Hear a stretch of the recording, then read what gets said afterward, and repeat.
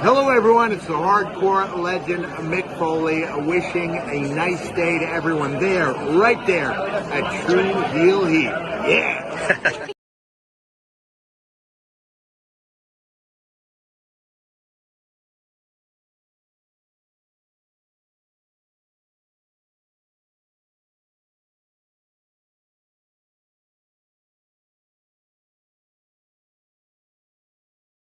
What's up, True Heel Heat? True Heel Heat. What's up? True Heel Heat. All hands on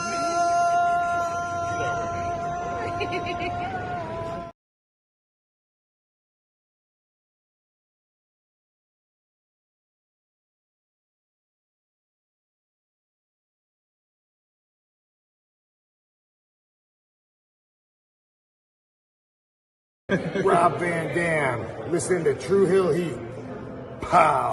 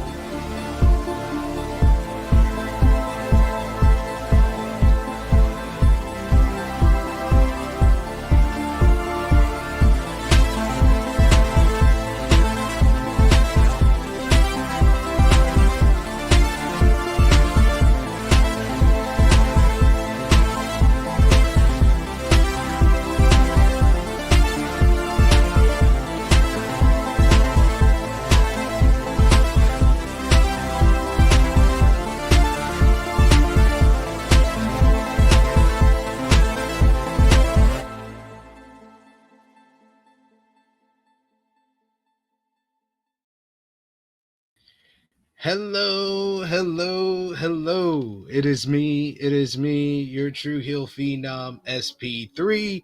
We are live on the True Heel Heat YouTube and Facebook for our WWE Wrestlepalooza 2025 preview. Breaking down this Saturday's show from Indianapolis, Indiana, one of the biggest premium live events of the year for no other reason besides it being the historic first premium live event on ESPN. No other reason, no other show that dictated this going on.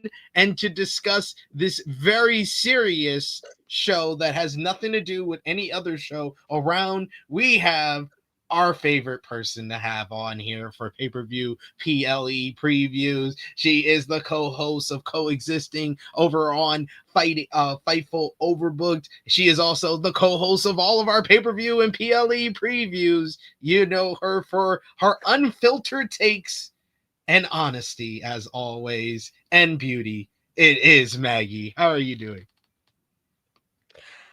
Honestly, sweetie, this is kind of weird. I'm not used to being here on a Wednesday. it's like it's like my first day off today, and it's I don't put on mascara on my day off. You can tell. So I'm now wearing proper makeup right now. I don't care. It's it's it's National Banana Cream Pie Day, like our friends told us in the chat. I hate bananas, by the way. Thank you, Zach. I decided to force myself to eat bananas because of the vitamin B6 that's in it. Yeah, but ew. you guys enjoy your banana cream pies all you want. That's up to you to have bad taste and everything. But this pay-per-view it's really a snooze fest for besides one match only, and this is the only reason I am here. Also, SP3 didn't give me much of an ultimatum. It was either today or Friday. It was like And- one or the other. It was or both. I did give you both. You had yeah, three options. You did give me both, but listen, sweetie, we're gonna be talking about All Out for 4 hours, and I don't have that much time. I Does we don't need- think it's gonna be 4 hours. I also had the It's goal 4 of hours today with me. of convincing you that it's not gonna be 4 hours on Friday, that you can show up. I know you're like, nah, the water's gonna be cold. I'm like, you can dip your toe in the water, just come. You can bail out when it's too cold for you. But yeah. What's all the water comparison? I don't know, but I'm trying to You're convince feeling you. You poetic. can join us on Friday. Oh, I can join you guys, for a while. Like, of course. Yeah, of course I can, but like I'm on the show. It's gonna be a 4 hour show. Like, if how long are your NXT predictions? Are they like an hour?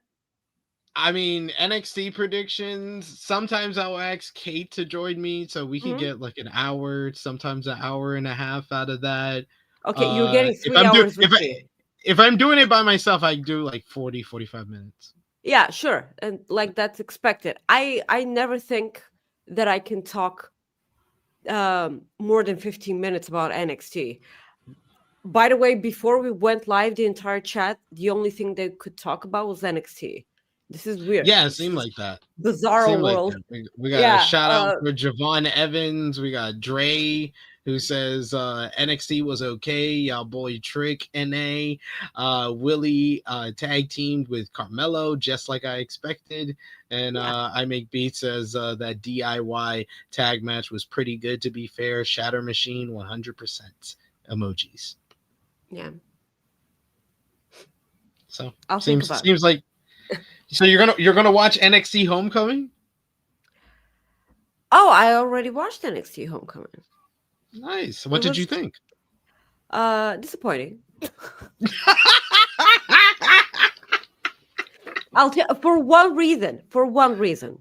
I mean, it was okay. I expect nothing from these short shows, but I'll tell you why it was disappointing, because we understand now that they could run all the best music that wrestlers have.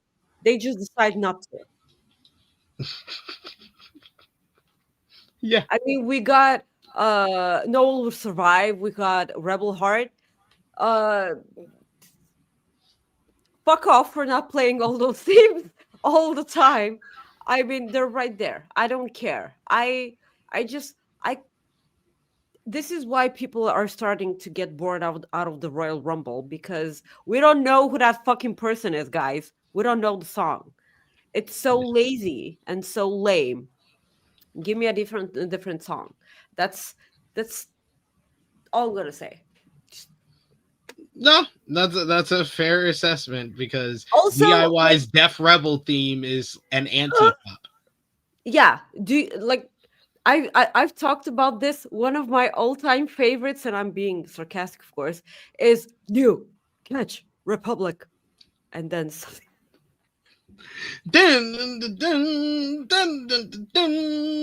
It's like, aren't you musicians? Why is this happening? So, yeah, the only thing I understood from Homecoming was that they were planning a TNA invasion angle. Yes. That's they very much telegraphed that they are doing a TNA invasion. Yeah.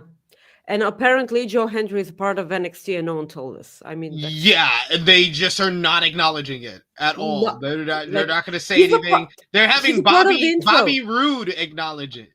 Now that you're a part of NXT, and I'm like, yeah, sure, we saw him on the intro of the show, but is he really here? I mean, did we miss something?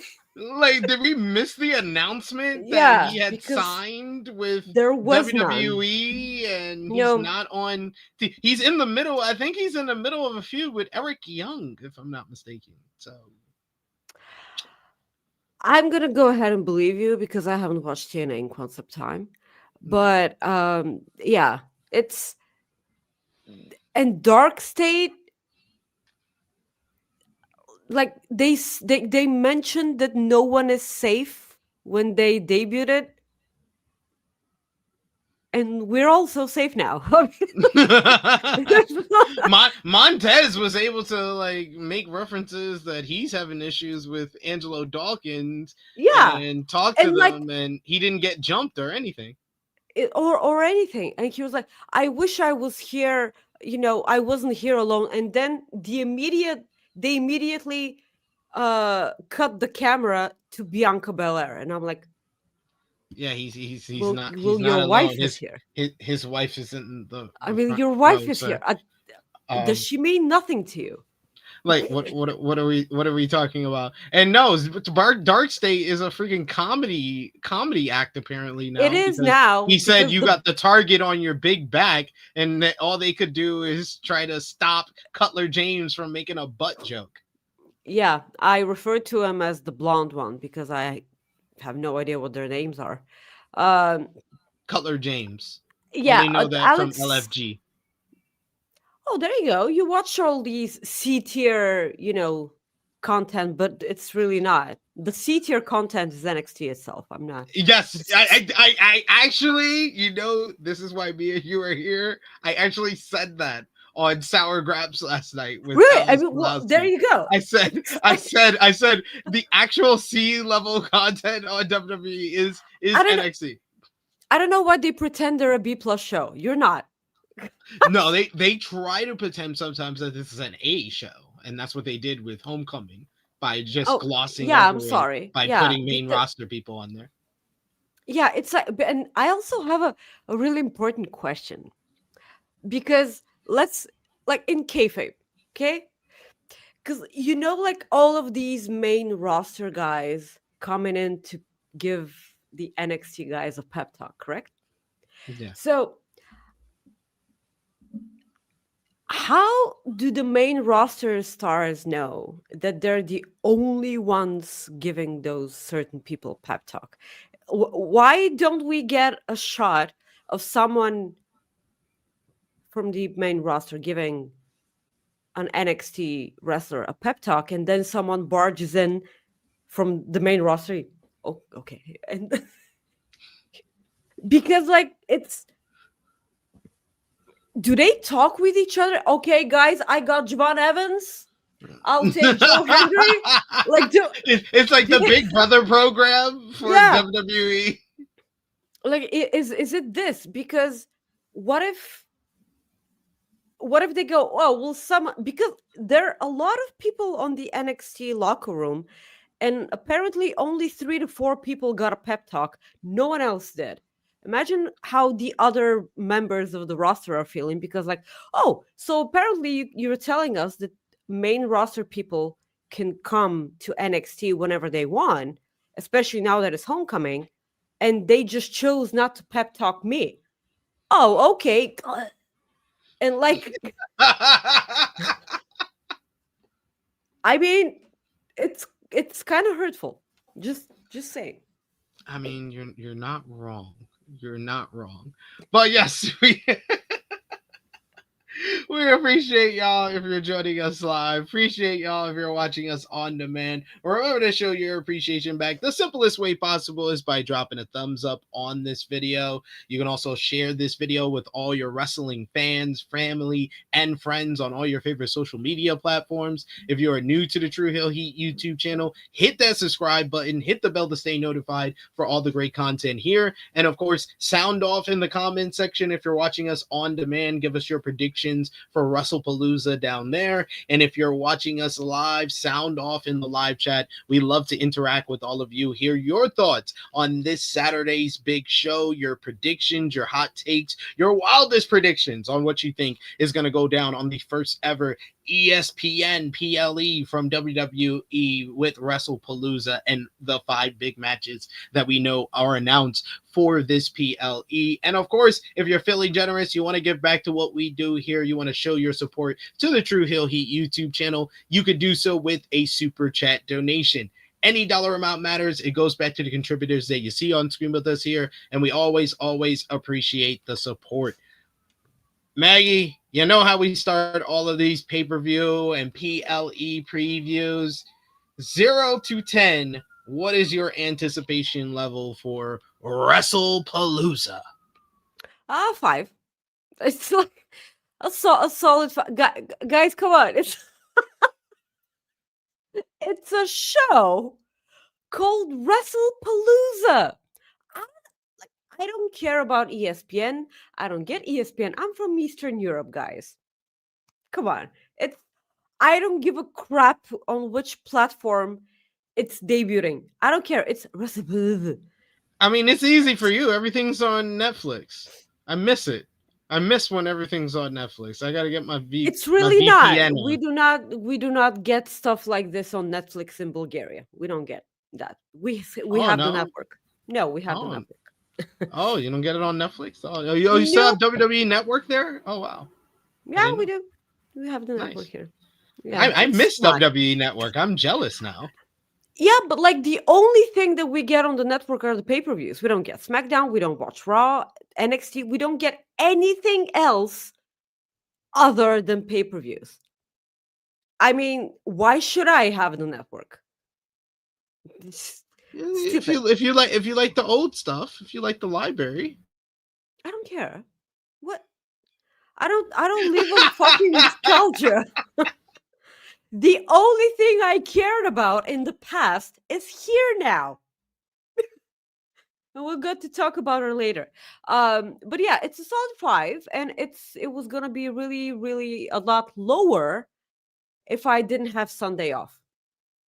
I have Sunday off because we have 2 pay-per-views, and I want to watch them on Sunday like a normal person when I wake up with my morning tea and everything, without trying to squeeze in 2 pay-per-views before I have to go to work at 10 a.m. in the morning. So I decided to have a day off, and this is the thing that's most exciting for me, that it's gonna be a day off. Also AJ Lee, but that's like, the other thing. You're ready to light it up. But yes, I'm actually looking forward to this card quite a bit. I would say I'm at like a 7.5. See, you always say that, and then you start crapping all over the show. No, I'm gonna be honest with any criticism I have about the build of the matches, but I'm talking about just this card on paper. How excited am I to see it? Am I actually wanting to see it? I'm more leaning to the side of I'm not on the fence. I'm not on the side of I don't want to see it. I'm on the side of I want to see it. AJ Lee was the tipping point, but even before that, with Stephanie Vicare and Io Sky and Cody Rhodes and Drew McIntyre, I know that's going to be good. I know the Usos will deliver as a tag team much better than they do separately. So like those, the other matches, I think I'm also interested in enough, and I'm also interested into Jey Uso's story that's going on with his character and the whole LA Knight rivalry as well. So they've gotten me into some stories going on right now where for most of this year, I haven't felt like that going into any of these shows. I understand. And like, you're right, because I'm fascinated at the way the Jey Uso and LA Knight thing is unfolding, because I didn't think it was gonna go this way at all. And me and you, we talked about this last time we were on screen together, that we thought that this was all leading to CM Punk versus LA Knight. Yeah. And that's not at all what they're doing. And they're actually kind of surprised me. And like, we don't get to see that often. And I'm intrigued by the entire thing, because I mean, Jimmy and Jay have always had chemistry when they're talking to each other, in talking segments. I'm making this clear because of the WrestleMania match, because obviously that was didn't go as well as everyone else thought it would, for people that have been probably putting each other in holds since they were in the womb. So like, it didn't go as planned. So they're doing really, really interesting stuff right now. I don't see no wool fall around your neck, bro. You're just trying to sound like Roman. That's interesting. I love drama. I pretend that I don't, Yeah. but I love drama. It's oh, And that's that's too what they much need. drama. I don't want too much drama. Stay away. Because they hit the point like of what, it's like 6-7 years ago.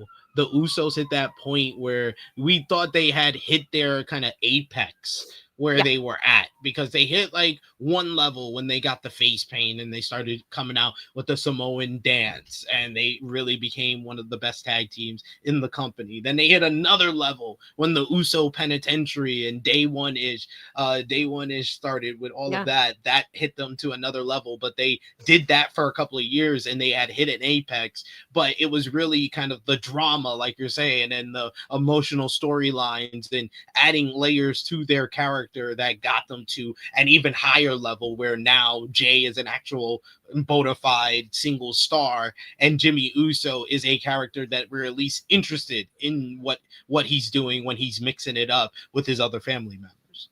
Yeah. Exactly. So, all right. So yeah, that's where we stand as far as when we're going into the show. But let's get into our predictions. Like I said before, comment down below if you're watching us on demand and let us know your predictions for these matches. But without further ado, let's just get into the big one. Let's get into what many people are saying is their main event for this show. And at one point in the build up to the show, I was like, there can't be anything else that should be the main event to this show, because it is the best built matchup heading into this Saturday.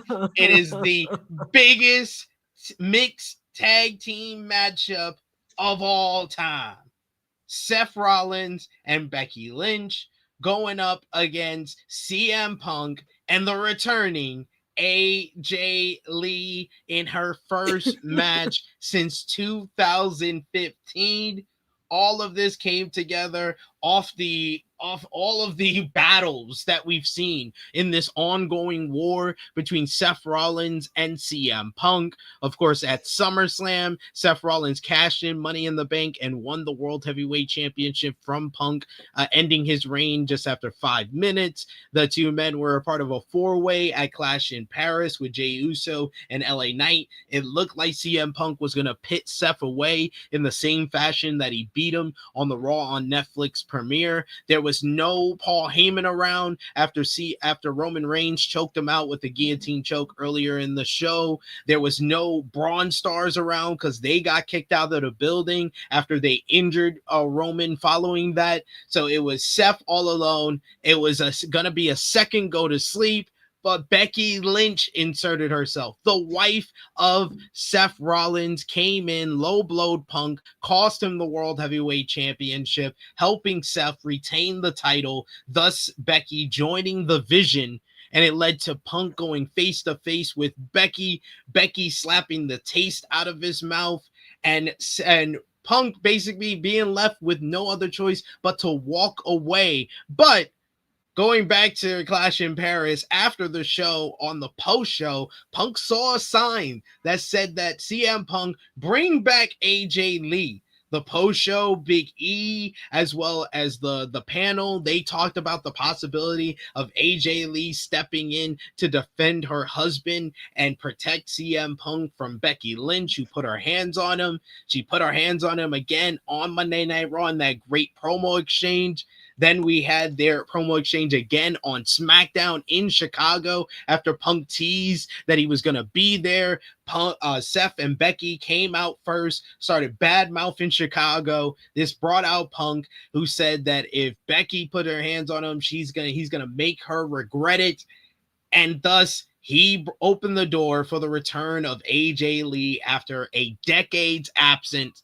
AJ Lee came out and beat the ever-loving crap out of Becky Lynch for putting hands on her husband. AJ Lee was back in WWE after 10 years' time. She got a masterful promo talking about dealing with her mental health and therapy. We got therapy chants. Becky says that she's going to need She's gonna need therapy after all of this because AJ Lee stole her women's Intercontinental Championship, but AJ Lee basically held it hostage to make this mixed tag team match happen.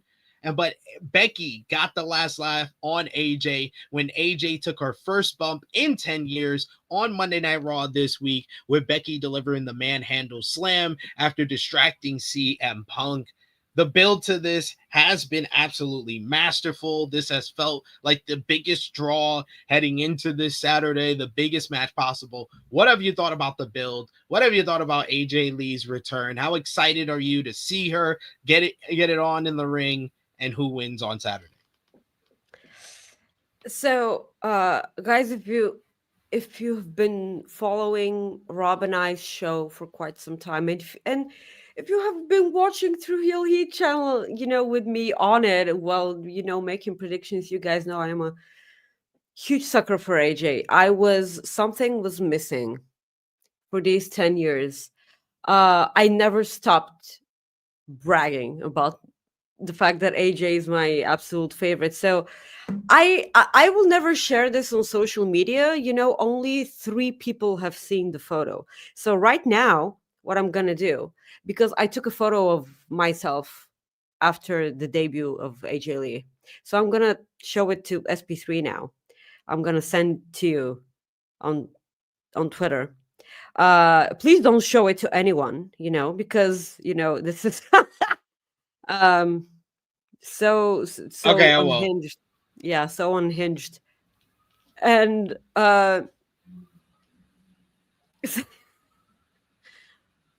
the moment I saw her back, yeah, it's kind of adorable, right? This is the grown-ass woman, a grown-ass 36-year-old woman crying her eyes out because, her mom's back. So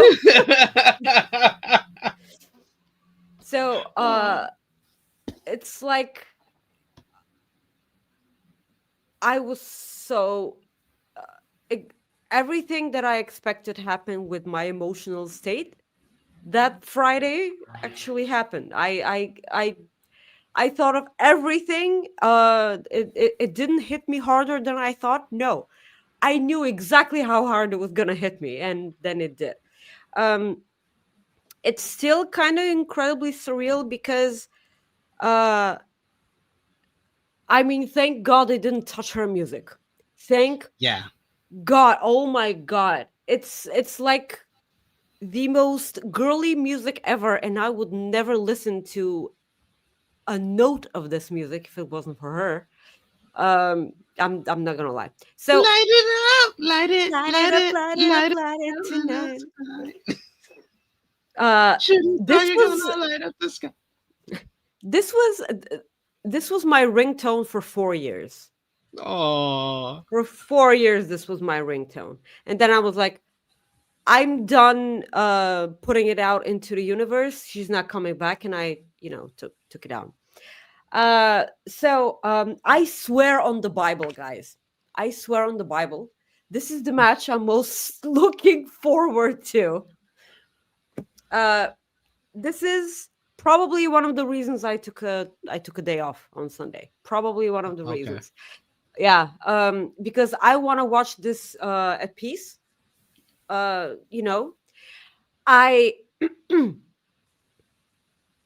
I missed AJ Lee bumping because it's the way she dies every time someone puts her hands on her and slams her. She's a real life ragdoll. And like the thing I mostly miss was Caitlyn spearing her and her breaking in 5. This is the thing I miss most. Now that AJ is here, the only one left is Caitlyn. She's the only one left, and I'm really, really looking forward to this match. I haven't done this in years, but I actually cheered for CM Punk. Look at that. We're making progression. We're evolving. Yeah, and that's only because of AJ. You know, AJ's husband. It's AJ's husband. yeah, AJ's and husband. it's a really nice change of pace for 13 or 14 years ago when she was running around with the CM Punk shirt, and now Yeah. CM Punk's running around with her shirt. This is and like her immense joy on that Friday when she returned. I I couldn't stop watching the video going back, and then Stu the cameraman telling AJ, "Nope, go back and soak it all in.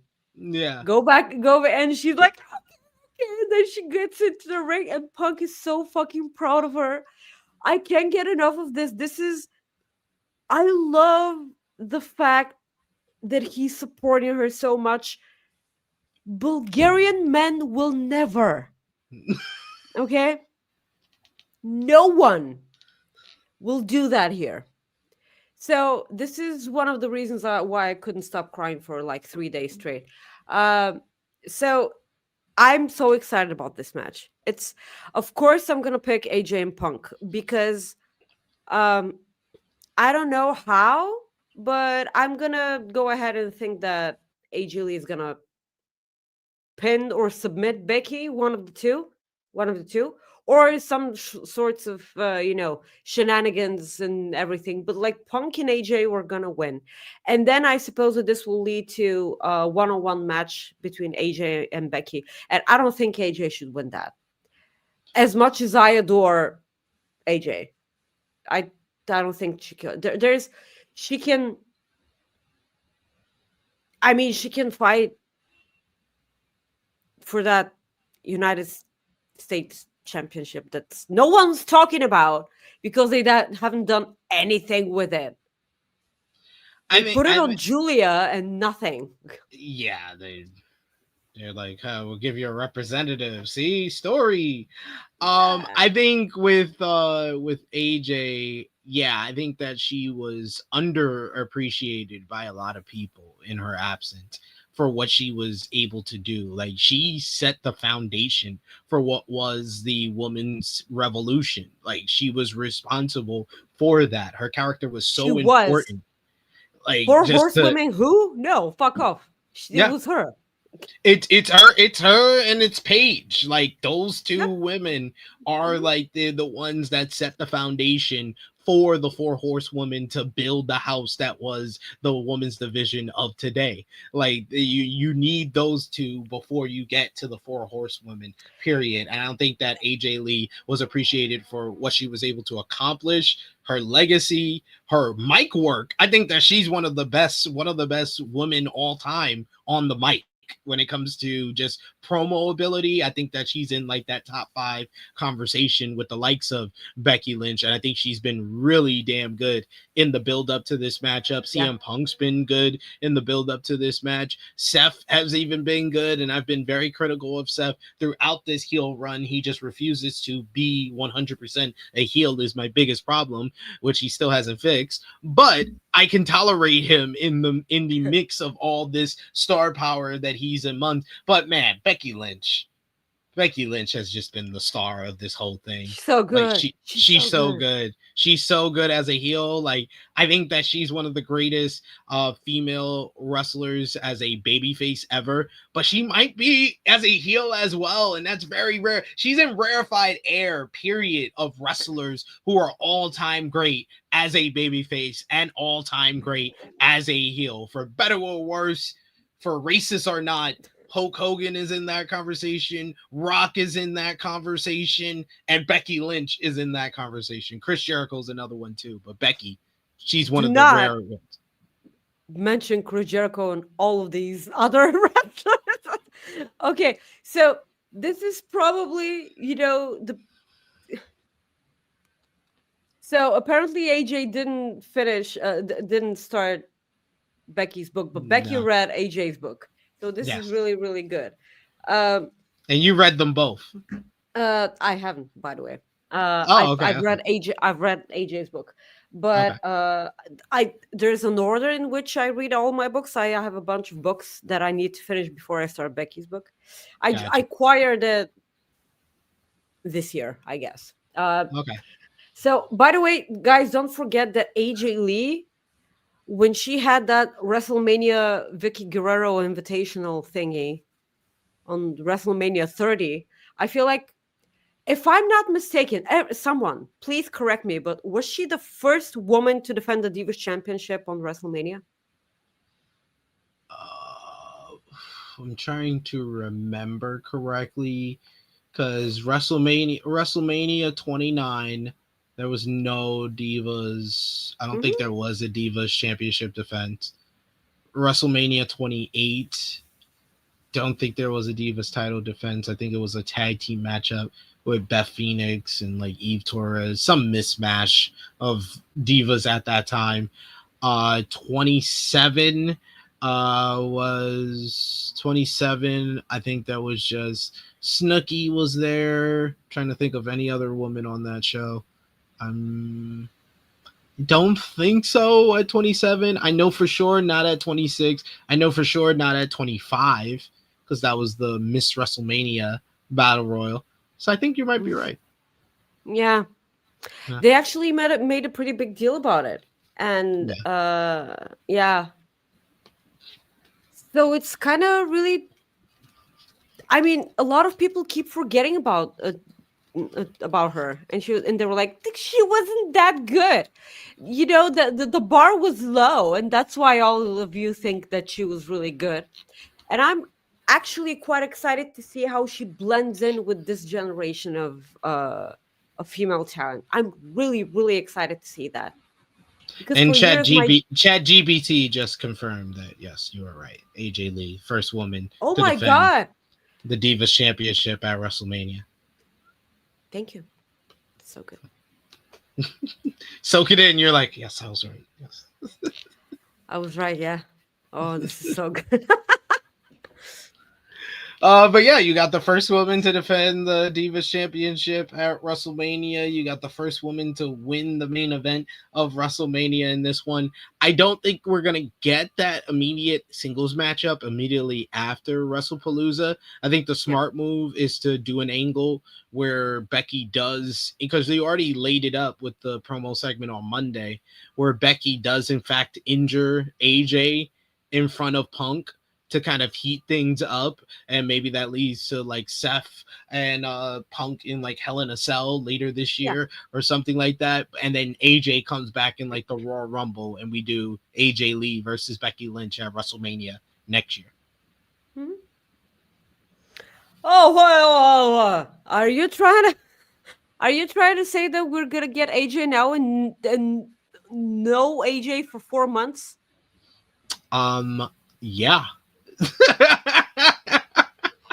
I don't know if that, buddy. I hope you're wrong.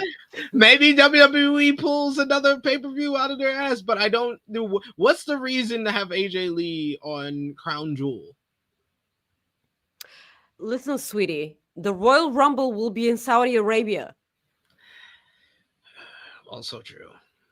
AJ gonna have to wear pants. Yeah, I'm gonna tell you what I'm not excited for. Everyone in that Royal Rumble looking like a cat lady lookalike. Everybody in black.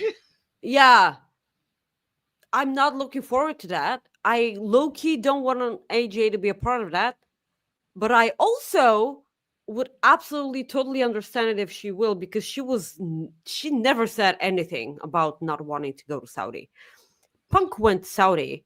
So whatever, go make that money, girl.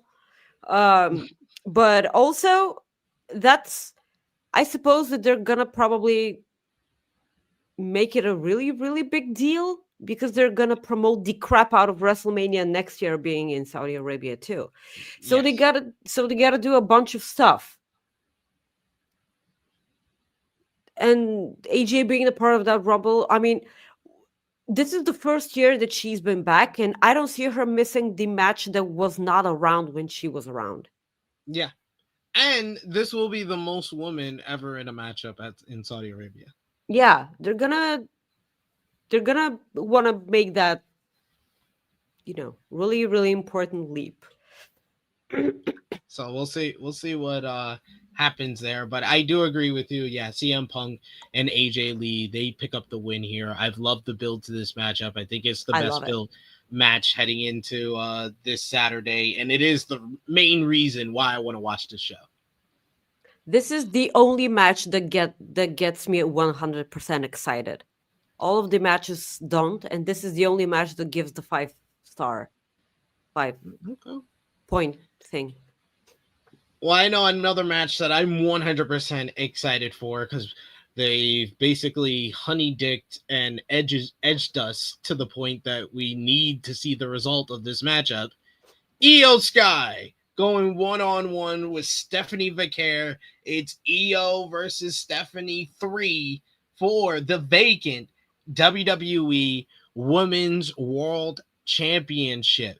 Naomi successfully defended the title back at SummerSlam. She was scheduled to defend the title against the former champion Io Sky since Io wasn't pinned in the three-way with Rhea Ripley at SummerSlam on an episode of Monday Night Raw, but Naomi was pulled at the last minute.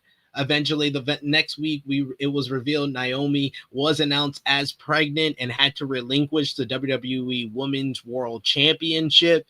Thus, it was held up for a few weeks. It was pulled from the card for Clash in Paris. And then a couple of weeks later, Adam Pearce announced that Stephanie Vicare, the woman who was supposed to get her shot at Clash in Paris, would defend against the woman who was supposed to get the next opportunity at the title, Io Sky, the former champion. These two women are no strangers to one another.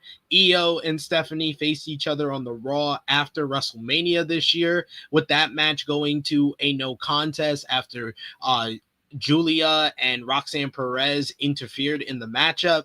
Then they had another match just a couple of weeks ago that was once again, it basically went to a no contest, a disqualification win for Stephanie Vicare after she was attacked by Chelsea Green and the Secret Harvest. But finally, we might finally get a winner, and this time the winner will be the undisputed WWE Women's World Champion. These are two of the best women's wrestlers in the world today, two of the best in this company. Maggie, who you got?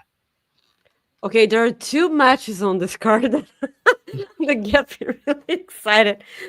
Okay, so I personally, this is because, of course, the match that the mixed tag match that we talked about previously is the match that gets me 100% excited. But this is the match that I'm in ring most looking forward to because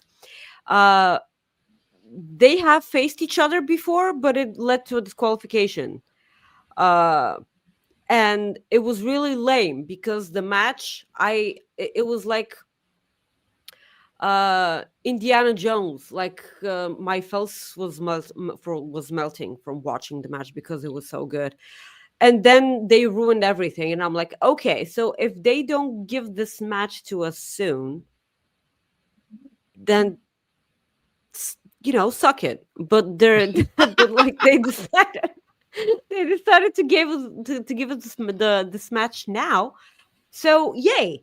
I Stephanie Vaquer is on her way to Vaquer is on her way to become probably one of the must-see performers for the audience, and a time will come when she will face Rhea Ripley. Yes. And everything will, I mean, they had back and forth during Money in the Bank, correct? Because they were in the match together.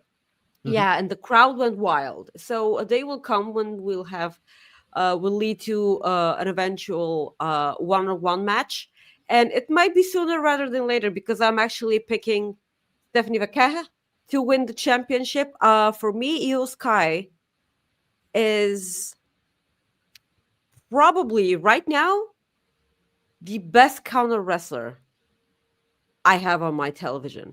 And this is a world in which Zack Sabre Jr. exists. I was gonna say that's mine. That would be my pick, but I Io's still up pick there. Io. I still stick with Io. Um, it's I can't wait for this match, obviously, but I'm still gonna pick Stephanie. I feel like they're gonna put all their baskets in all our eggs in her basket because um they can't deny the audience's love for her, and I hope to God everyone stops with the every time she does the kiss of death. Ah, ah, ah, ah. You want them to go, pop your dick, pop your dick, pop your dick. Yes, stop channeling Booker T. I'm Pop gonna your dick, man. pop your. Pop your dick, man. No one can tell me that he said anything else other than that. You're a liar if you think that he said anything other than that. He said, pop your neck, man. No, Pop my neck, I'm man. gonna pop my dick, man. No, he said dick. He said dick. Oh, I was gonna say, if he wasn't injured, the real answer to best counter wrestler is not EO, it's not Zack Sabre Jr., it's Switchblade Jay White. But I thought you were gonna say Wardlow. you didn't even get to enjoy his comeback. You didn't even get to enjoy it. I didn't. It's Jay News's fault. I'm gonna call him JPEG all the time now. Oh no! No. She's coming for JPEG. No, it's JPEG's fault. It's JPEG's fault. He was like, "Oh, I don't care," and like he ruined everything. Apparently, the moment he got back, he delivered the first power bomb, and Nana was like, You're not like, gonna enjoy I it." heard JPEG. I heard JPEG. Yeah. I heard JPEG. Maggie cannot have nice things because she's already getting AJ Lee back, so she's not gonna get Wardlow now. Poor Maggie. I'm sorry, Maggie. I'm very much looking forward to this. These are two of my absolute favorites when it just comes to. So we're done with the predictions, correct? So that's it. In the ring, I'm giving my prediction for the matchup. In the ring, I think that Stephanie Vicare, yeah, she's got that kind of just that connection with any audience that she comes in front of. Like instantly, they know what she's trying to get across. They're into the Devil's Kiss. They're into her big moves in the matchup. And then Io Sky, she's in the conversation as the best in ring performer in the world today. Like it's regardless of gender. You could put her up against the Will Ospreys, the Konosuke Takeshita's, the Zack Sabre Jr. She would not look out of place at all because Io is just that good. Everything that you want a professional wrestler to do in the ring, Io can do it, and she can do it better than anybody else. That's what you want from somebody. And this is why these is the best two choices to be in this matchup. And it makes it a hard choice. If we didn't have the build that we got to this matchup, I would be leaning. I think it is still hard regardless of the build, but I think with what happened on Monday night and how things were left, I think that Asuka will get involved in this matchup, and I think that she'll tend to help Io, but by accident or not so much an accident, she will cost Io this matchup, and Stephanie Vicare will become the new WWE Women's World Champion. Actually, that's exactly how I think it should. It will happen. Now, will it be by accident or not? That's a totally different story because, like, they can go either way. Because I can see them going for, at some point, Rhea and Io as a team versus Kabuki Warriors. Because, but I don't think that they're there yet because they still have that Kyrie. Character thing that they have going on. It's really good. It's funny. I like it. And her ready to squabble up on Vicare.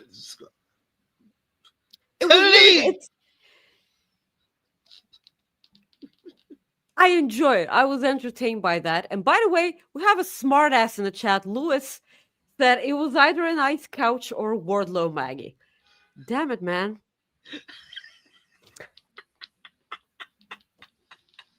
A nice couch or Wardlow.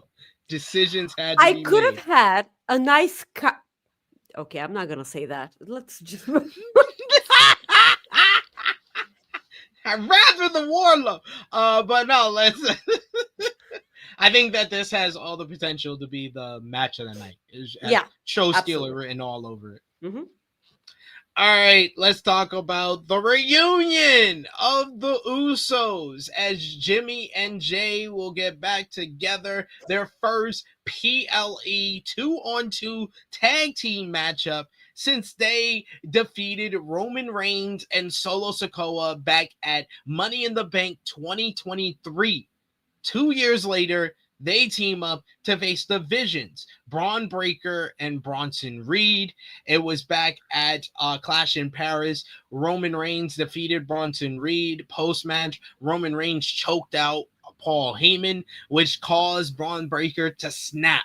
He speared Roman Reigns through the announce table, speared him in the entranceway, put him in the ring where Bronson Reed gave him one tsunami. Roman was strapped to a gurney and about to be stretchered out, and then he got two more tsunamis. Jey Uso, despite having a World Heavyweight Championship matchup later in the night, came out to help his cousin, but he was taken down by the Braun Stars as well, taken out with a spear and a tsunami. Roman got another tsunami at that point. Roman was stretchered out of the building. He was taken out. Jey Uso was left with a conflicted mind and wanting revenge on the Vision. He teamed up with LA Knight despite a disagreement between the two. They lost to the Vision that night, but it was Jimmy Uso who made the save for Jey Uso at the end of that show as the Vision were beating him down and told him, I need you. I can't do this alone. This led to Jimmy and Jay issuing the challenge to the Vision for Wrestlepalooza, but we also been seeing the attitude change of Jey Uso as of late, becoming much more aggressive, like during the WWE Clash in Paris main event, where he turned on the other baby faces in the matchup, wanting to do it on his own. Or over the last couple of weeks, him and LA Knight being at each other's throat. LA Knight getting in his way during an opening brawl with the Vision led to Jey Uso spearing him at the end of Raw 2 weeks ago. Their disagreement led to this week on Monday Night Raw, LA Knight laying Jey Uso out as a receipt with the BFT. Can they focus on this matchup, on their reunion, and beat the Vision, or will the Usos reunion be all for naught as the Vision's dominance will continue? What have you thought about this story going on with Jey Uso, the feud with LA Knight, and who wins this big tag team matchup here? So before I get into the match, what kind of phone do you have? What kind of phone do I have? Yes, I have a Samsung. Why? Samsung. Okay, Yeah. so because like the really stupid. Like so, the new iOS came out this Monday, and there were like 5 people in the bar, sitting on the bar, and all of us were having a race who can download the new iOS faster and, and then install it. And it was me, but I had to download it for 53 minutes. And yeah, and it was installing for even more than 53 minutes. So it was a big ass update. And it's not only that, but it's really, really buggy because it's a really huge update, and they have to do a bunch of crap now. And like my phone is pissing me off a bit, and that's why I asked what kind of phone you had. So you're lucky. So this match, okay, I do feel like that this match isn't for me. This match is to prove that the Braun Star, because I feel like the Braun Stars have been presented as kind of bumps lately, because I don't think that Seth gives a crap about him anymore now that Becky's a part of the group. He was all like, "Oh, I'm here with my wife," and like he's not backing them up like whatsoever at all, and they're doing their own thing. So I kind of feel like if they lose this match, they're a bunch of sissies. So I'm gonna need for them to win the match, and I don't know if the Usos will be able to coexist pun intended. Um, but I hope to God the Brown Stars win. By the way, thank you for putting this out into the universe because I call them the Brown Stars the moment they were put together, and then you said it, and I'm like, yes, everyone needs to call them that. Everyone needs to call them that. Absolutely. The Bron Yeah, Stars. That's what they yeah. are together. Where's the They are part Brown Stars? they're a part of the group, the Vision, but they're together. Their tag team is the Bron Stars. Yeah, I would, in any other case, Usos reunion, I'm automatically picking them. It's the not. Samoan bloodline. Like they always win these matches. But because we have this current storyline going on with Jey Uso, because you've already shown me that Jimmy Uso will lose in a tag team matchup against the Bron Stars. You showed me that on Monday. But that could be reverse psychology where you're doing that to set up the Usos win. So I don't take that out of the realm of possibility. But I'm going to go with the Bron Stars because I feel like they need the win more. I do agree with that. I don't think they've looked weak in the group or look like bums or look like sissies. Do I think they could survive one more loss here to the Usos? Yeah, I think they'd still be No, fine because I still think they'd be fine because I think that Bronson Reed has gotten so much off of stealing shoes in this group. Like he feels like so much of a bigger star because he stole some shoes. Braun Breaker feels like so much, and them together feel like a force that they don't need Seth Rollins around them. Even though, like you said, it feels like Seth doesn't care about them anymore. I think that the fact that he is separated from them is helping them because they feel like more of a threat by themselves, them two, than with Seth. So I think that the fact that I have Seth and Becky losing on this show, I have to go with at least the Bron Stars to win. yeah, they're also missing their Orca. They're Oracle, yes. Yeah, They're Orca and Oracle. Our tribal thief must get a win with the Jagged Edge. Maybe the Jagged Edge or Spear picks up the victory here, but we shall see on Saturday. Two more matches to discuss. We got the undisputed WWE Championship up for grabs. The American Nightmare Cody Rhodes will defend against Drew McIntyre.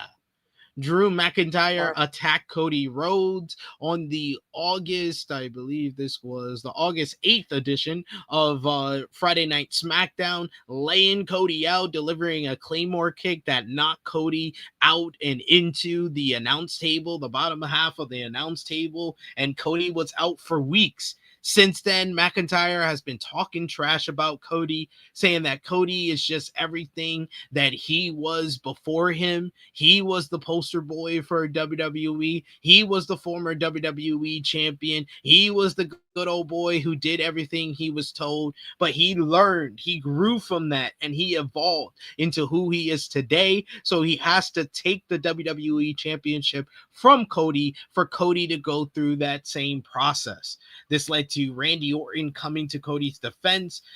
Orton lost to McIntyre on SmackDown last Friday, but that led to McIntyre attacking Orton after the matchup, which brought out Cody Rhodes making his return and issuing the challenge for Wrestlepalooza for the undisputed WWE Championship. This is one of the main matches that a lot of people talked about from the very beginning of Cody's title reign back last year when he won the title from Roman Reigns. Now he's in his second reign. We're finally getting to this. Drew McIntyre holds the distinction of being one of, I believe it's only 3 or 4 guys who have gotten a pinfall victory over Cody Rhodes since his return to WWE in 2022. There was Roman at WrestleMania 39. There was The Rock at WrestleMania 40. There was Solo Sikoa at Money in the Bank last year. There was John Cena at WrestleMania this year, and there was Drew McIntyre before WrestleMania 40. So can Drew repeat that and get another victory over Cody Rhodes and end his title reign, or will Cody retain here? Who you got, Maggie? Okay, I have to keep the storyline alive. First of all, fuck Cody. Second of all, I wish Drew could repeat the story once again, but he will not. Cody will retain here. Barf, man. Uh, so congratulations to Brandy and Cody for their new child. I adore Brandy and Cody both, but in storyline we have to keep kayfabe alive because at this point it's a story with me and Cody. Fuck Cody. I'm not interested in anything that he's doing. I'm interested in this match because Drew McIntyre is in it. I think that Drew McIntyre is meant to be this heel that never speaks any lies, and I'm really invested in that. That Claymore through the commentary table was really gnarly, and it was a nice way to write off Cody. I enjoyed it. Don't get me wrong, or do I don't give a fuck. I I didn't even notice that Cody was gone. So that's how much I care. Um, they haven't, guys. I know Cody's in his second championship reign, and it's not doing anything for me more than the first one. It was so forgettable. The only thing I remember from the first one was AJ Styles. Uh in that match that it was phenomenal, You for don't lack of remember better Kevin words. Owens? Um I do remember Kevin Owens, but I don't want to because every time I think about Kevin Owens, I cry because I feel like if Kevin Owens was around right now, he was going to be a part of NXT Homecoming last night.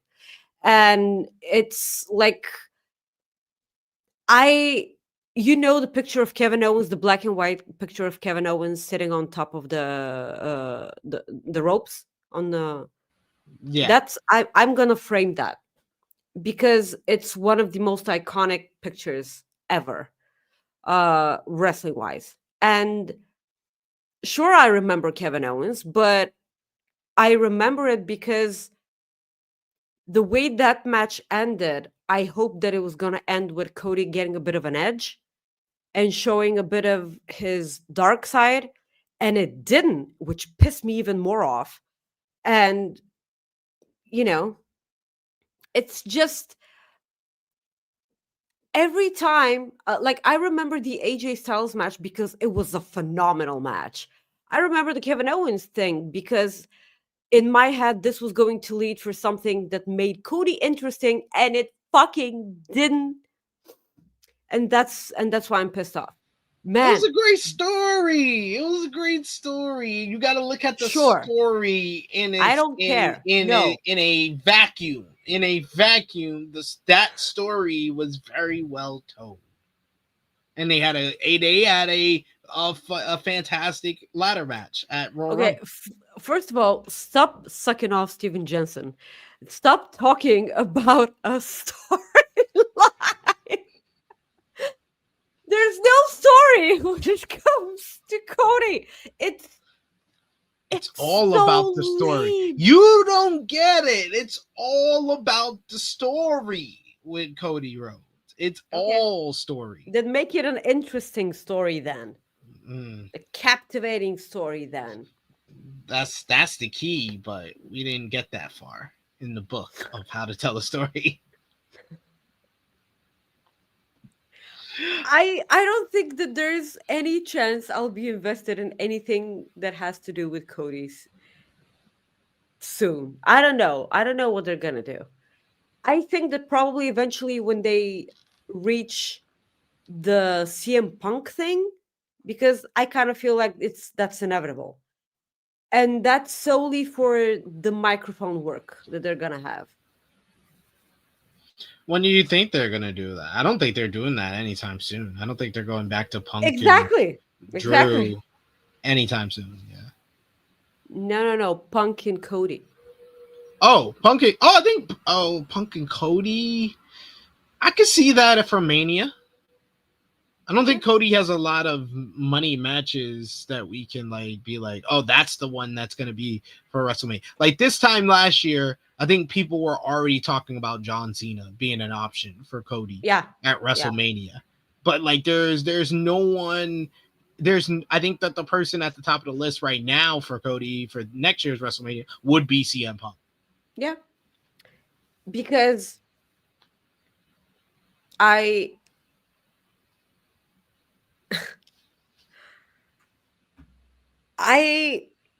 I really don't want it to be 2027, because imagine the first time CM Punk wins his first ever main event of WrestleMania and it's in Saudi. I don't know. I don't know if that's gonna sit well with fans or him. I don't know. I mean, I don't care if it sits well with him. He chose to do it. You're right. Big sack of money. Big Love sack it. of money convinced you to do anything, to throw away your morals. Yeah. Uh, Look, at so- least someone agrees with me. One person Yeah, I was gonna agrees say. with me. Chief says, I agree with her. I have no interest with Cody's second run as champ. I think that you also weren't given an opportunity to get any type of interest in Cody's second run as champ. He's been gone the whole run so far. Like, he was gone filming Street Fighter right after winning the title at SummerSlam. So I don't think they've done enough. I can see where Chief is coming from. He also says, I got a DQ finish. They run it back in perf. I definitely do think that this is not the end of this. WWE could do something interesting and have Cody lose and just do this and put the title right back on him at like Crown Jewel or Survivor Series. If he's planning to be the champion heading into next year, you can get it done that way. But try something new that we're not expecting and have Drew pick up the win, because this would be a win that would further solidify Drew and rehabilitate him after you've kind of neglected him since the end of the Punk feud last year. So I think that he needs this win, but I think that the safe pick is the pick I'm going with. Cody Rhodes retains. Yeah, absolutely. Cody Rhodes retains. And then finally, it is the match that is being billed as the main event. It is the return of Brock Lesnar to the WWE in his first match in 2 years, as he goes one-on-one with his career-long rival, John Cena. All of this dates back to OVW, Ohio Valley Wrestling, back in 2002.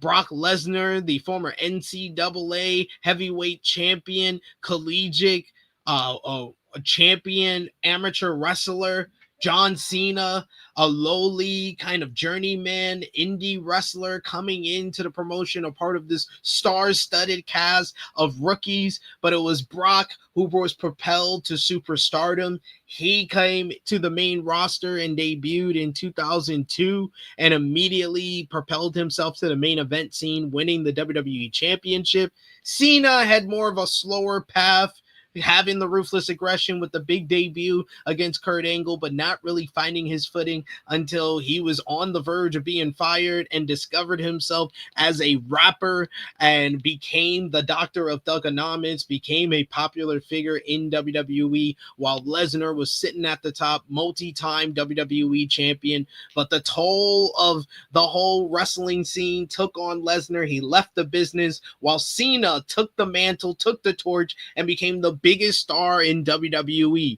So less than a decade later, when Brock made his return after taking over MMA and UFC, it was Cena who was sitting at the top right there, and Brock came in and went after Cena. They had one of the bloodiest brawls ever at Extreme Rules in 2012, with Cena picking up the win there. They had the famous Suplex City matchup back at SummerSlam 2014, where Lesnar beat him for the undisputed World Heavyweight Championship. They've had numerous battles, but this will be the final encounter between these 20-year rivals.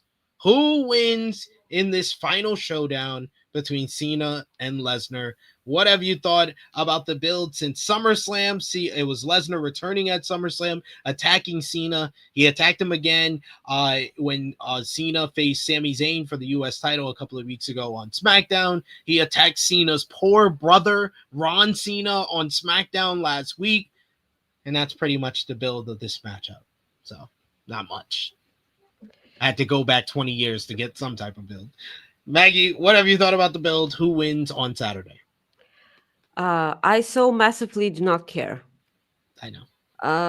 Yes. The only reason why I'm smiling every time I think about this match is because Brock Lesnar returned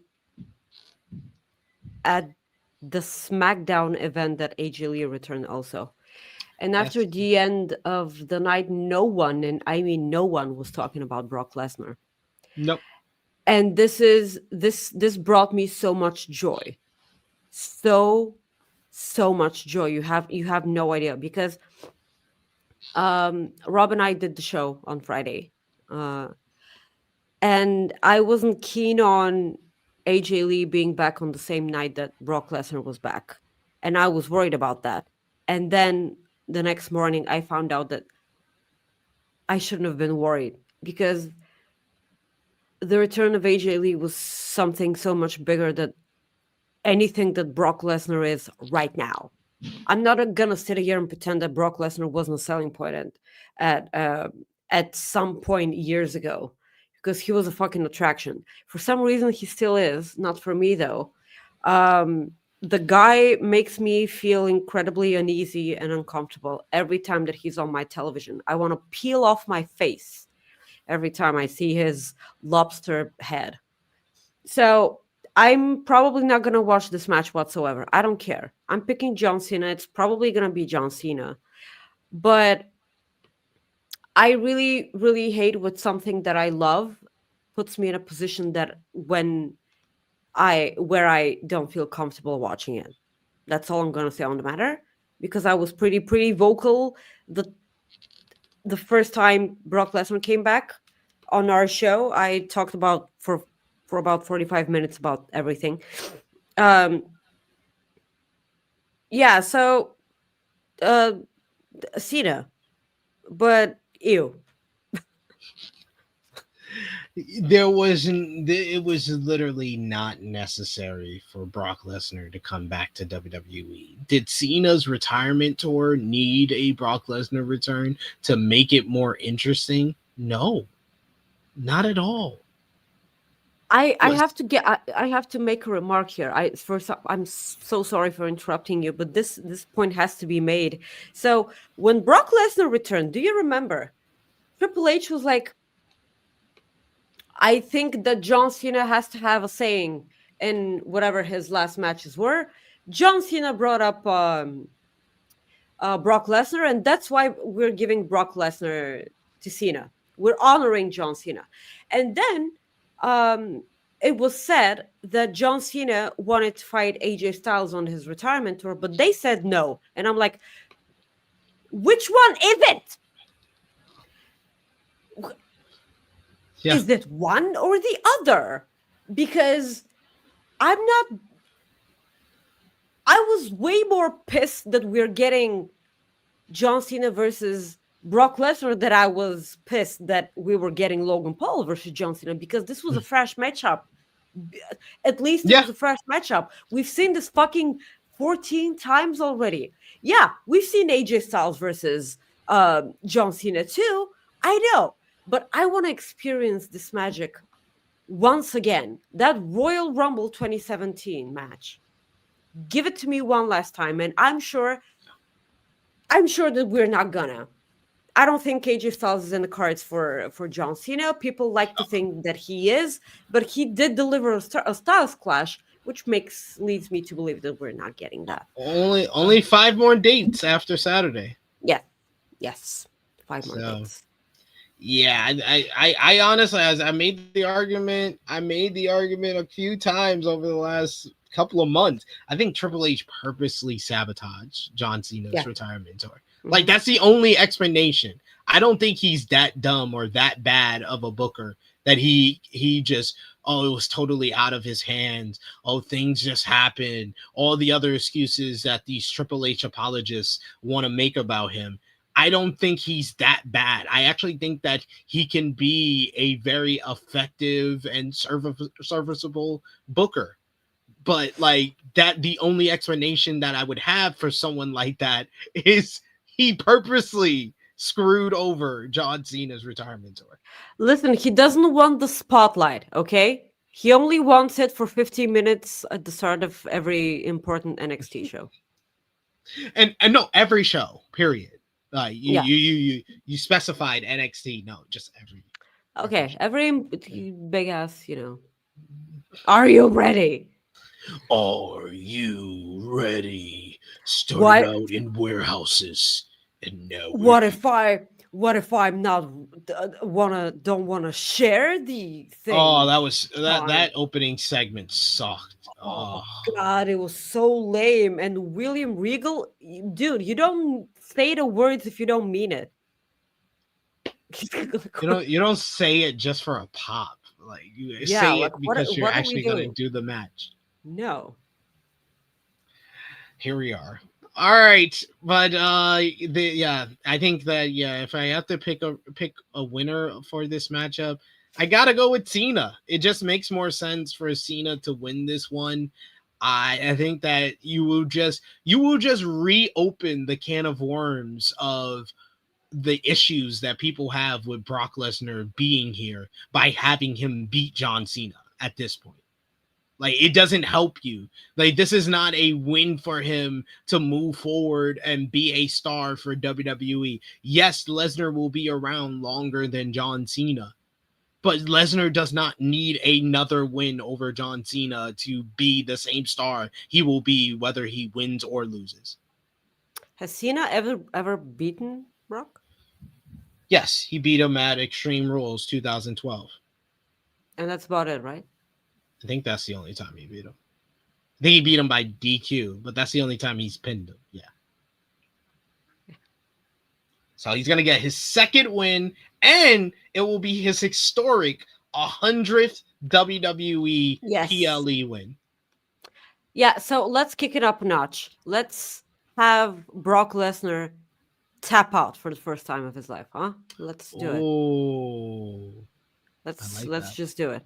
I don't think that Brock Lesnar will say yes to tapping out to anyone other than Cena. Yeah. I'm not, whatsoever. Because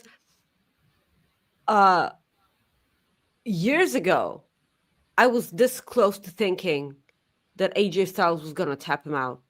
Was it I think it was a Survivor Series match. I didn't think that Samoa Joe was gonna tap him out. I thought that Samoa Joe was that guy that was gonna deliver a muscle buster to Brock Lesnar and just kill him. But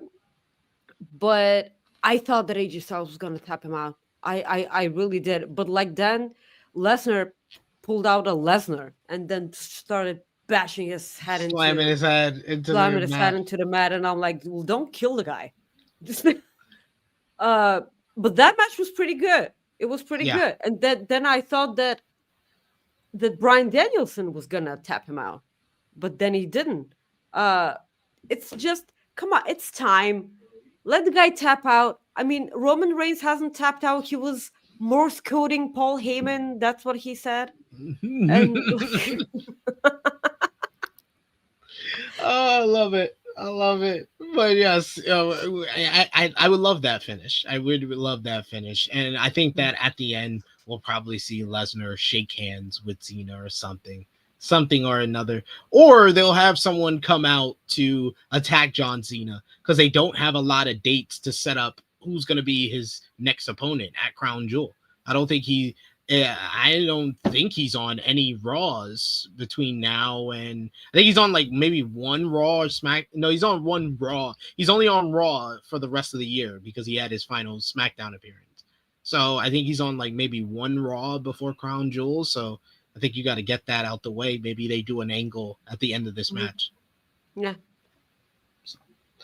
We shall see what happens with the big showdown, the final encounter, John Cena and Brock Lesnar. That is one of 5 matches announced for WWE Wrestlepalooza this Saturday. It will be available in the United States on the ESPN DTC app or ESPN Unlimited app $30, $29.99 a month. You can get it if you already have ESPN as part of your cable service. You get the ESPN DTC app for free, so remember that. And of course, if you're watching internationally, you're from outside the United States, you can watch it on Netflix in a lot of places, and like Maggie said, in other places you can watch it on WWE Network. But that is not the only show going down on Saturday, Maggie. I lied at the beginning. It's not the only show going down on Saturday. Join us here on Friday, 1:05 p.m. Eastern Time, our AEW All Out 2025 preview.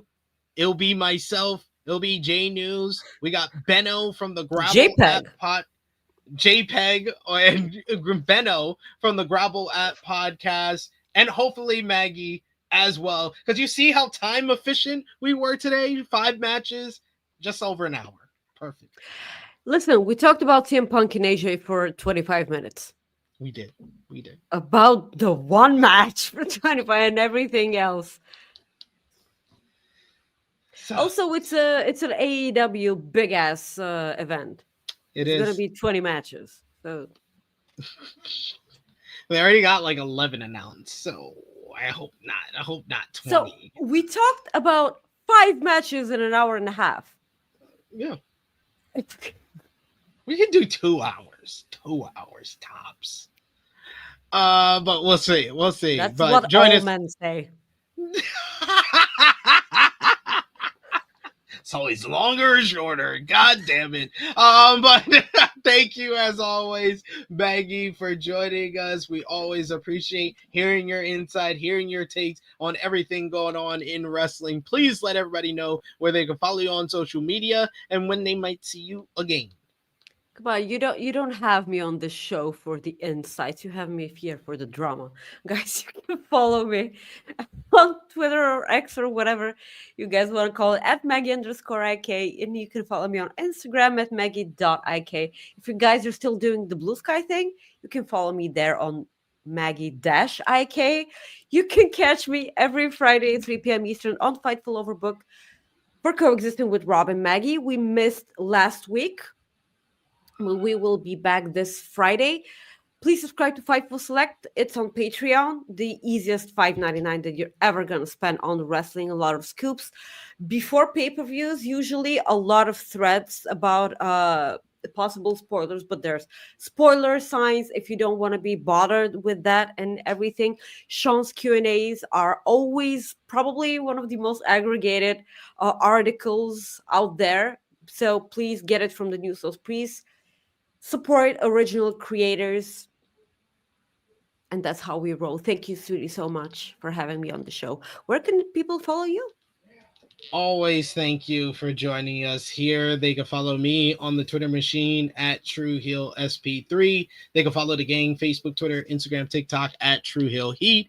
I will be back here live tomorrow, 1:05 p.m. Eastern Time, with AE Ramble reviewing tonight's AEW Dynamite September to Remember. So join Is it a me. 3-hour show?